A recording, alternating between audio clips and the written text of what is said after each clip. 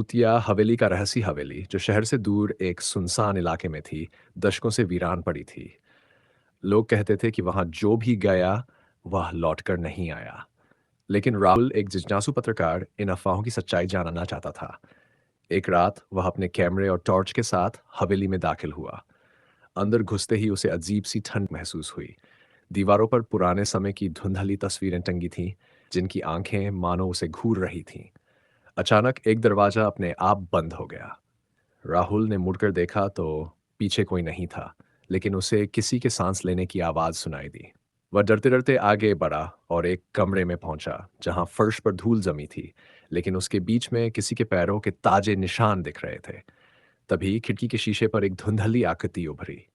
राहुल ने कैमरा निकाला, लेकिन कैमरे की स्क्रीन पर जो दिखा, उसने उसकी रूह कंपा दी।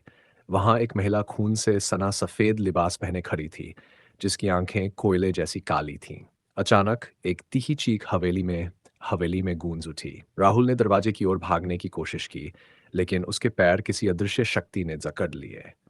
तभी एक फुसफुसाती आवाज आई, "तू भी अब यहां से नहीं जा पाएगा।" राहुल ने पूरी ताकत लगाई और दरवाजा खोलकर बाहर भागा। लेकिन जब वह मुड़ा, तो हवेली वहीं थी, मगर अब जली हुई हालत में। ये कैसे हो सकता था? उसे लगा शायद ये कोई भ्रम है, लेकिन तभी उसके कैमरे की स्क्रीन पर अंतिम तस्वीर चमकी।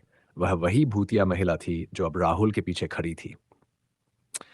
अगली सुबह लोगों ने हवेली के पास एक कैमरा और एक टूटी हुई टॉर्च पड़ी देखी, लेकिन राहुल का कोई निशान नहीं था।